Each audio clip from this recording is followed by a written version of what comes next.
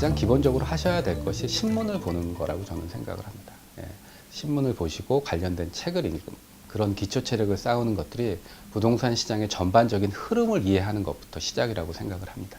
이런 기초 체력을 많이 쌓고요. 결국은 현장에 답이 있습니다.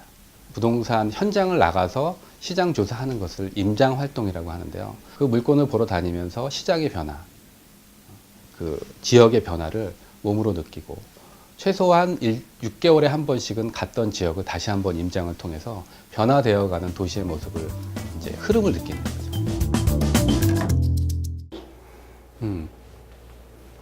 이 지금 말씀드렸지만 부동산 공부하시고 싶으시면 무조건 신문을 읽으셔야 돼요. 매일 아침 부동산 관련 기사, 정책 이런 것들을 매일 보시고 스크랩하고 필요한 거 있으면 내가 모아두고 그게 습관이 돼야 돼요. 두 번째는 이런 관련된 서적들을 일주일에 한 권 정도는 여러분들이 읽으셔야 돼요. 그래서 한 달에 4권, 1년 해봐야 50권이 안 돼요, 여러분.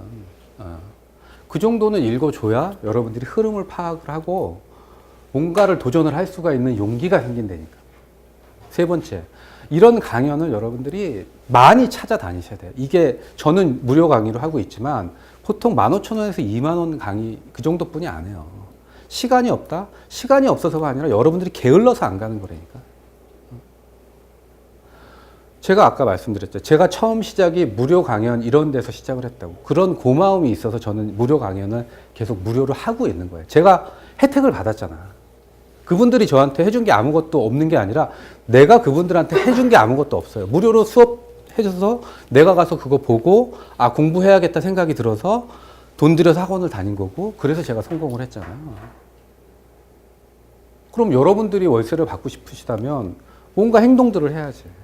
그래서 지금 말씀드린 신문 읽고 책 읽고 강연에 많이 다니세요. 그리고 유튜브에 워낙 많이들 나와 있잖아요. 그것도 많이 보시는 것도 좋은데 대면에서 받는 노하우가 훨씬 더 크고요. 어떤 수업이나 이런 걸로 또 이어져서 거기서 또 얻어가는 것들이 또 많아.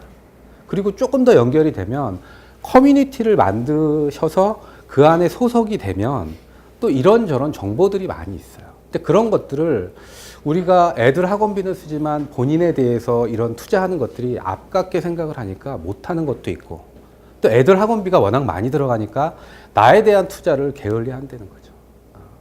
게을리 한다는 거지. 그래서 꼭 지금 말씀드린 신문, 책, 강연, 강의 이런 것들 열심히 좀 참석을 하도록 말씀드리고. 자, 이번에는 책에 관련된 나와 있는 내용들, 그 수익형 부동산에 관련된 내용들 한번 좀 정리를 좀 해봤습니다. 수익형 부동산 투자, 차익형 투자 좀 수치로 결과를 좀 만들어내셔서 투자를 좀 하시라고 좀 말씀을 드리는 거예요. 뭐냐면 수익형 부동산 같은 경우는 들어가는 돈이 딱 정해져 있잖아요. 내가 1억을 투자를 해서 월세를 얼마를 받아.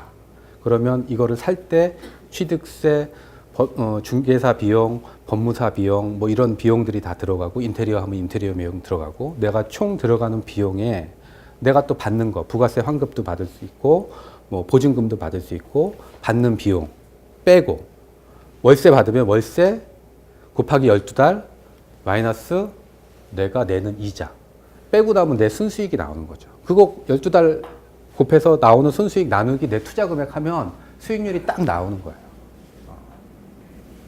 그러면 내가 욕심 부릴 게 없잖아. 수익률 10%든 12%든 나오면 그 수익률만 내가 받는 거니까. 그리고 지가 상승은 나머지 덤이라 이거죠. 덤이라 이거지. 차익형 투자? 차익형 투자는 지금 당장 내가 생기는 게 없잖아요. 차익형 투자는 어떤 분들이 하면 좋으냐면 내가 지금은 어떤 근로소득으로 소득이 안정화되어 있어.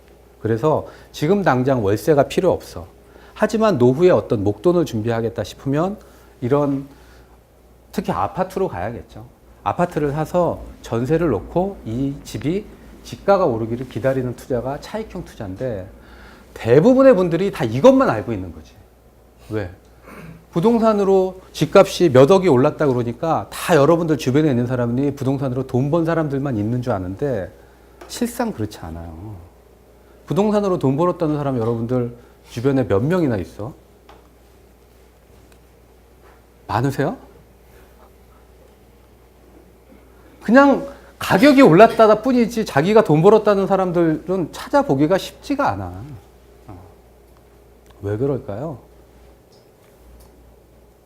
그들만의 리그가 따로 있는 거야. 그들만의 리그가.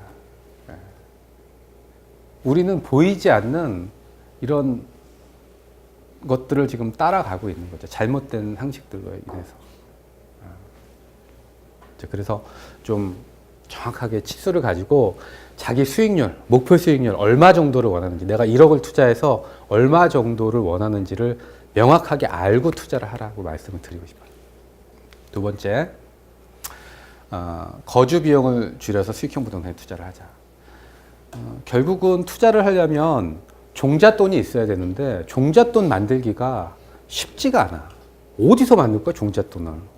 연봉 5천 받아서 생활비로 다 3, 400씩 쓰고 나면 1년에 1,000만 원 모으기도 쉽지가 않은데.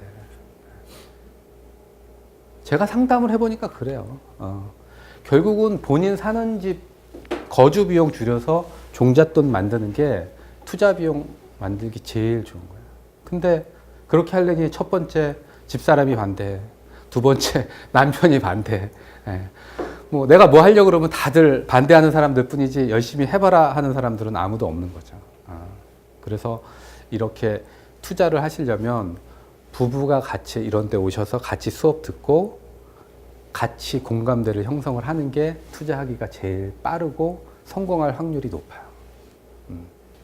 자, 수익률도 좋지만 임차 수요에 대한 분석과 공실률 관리도 중요하다.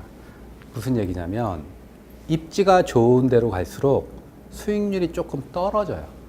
역 주변이 만약에 10%다. 그러면 역에서 10분, 15분 거리면 수익률이 한 12, 3% 올라가게 돼 있어.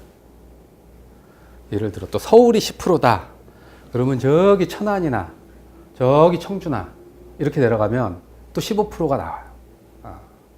이제 이건 선택의 문제인 거지. 내가 어디에 살고 있고 어디에 거주하고 있고 내가 관리하기가 편한 지역이 어딘가를 생각. 예를 들어 내가 부산에 살면 부산에 투자하는 게 맞아요. 저는. 내가 서울에 살아. 그럼 서울에 투자하는 게 맞지. 뭐하러 뭐 평택이니 천안이니 뭐 호재 있다고 전국을 다 돌아다니냐 이거지. 서울시에도 지하철역이 320개가 넘잖아요. 그중에 더블 역세권이 5, 60개가 되는데 투자할 데가 없어서 투자를 못하는 게 아니라 내가 도저히 없어 투자를 못하는 거지. 그리고 마인드가 바뀌지 못하니까 투자를 못하는 거거든요. 그래서 무조건 수익률만 따지지 마시고 요 임차 수요 중요합니다. 이런 부분들. 그리고 좀 전에도 얘기했지만 거주와 투자를 나눌수록 수익률은 올라간다.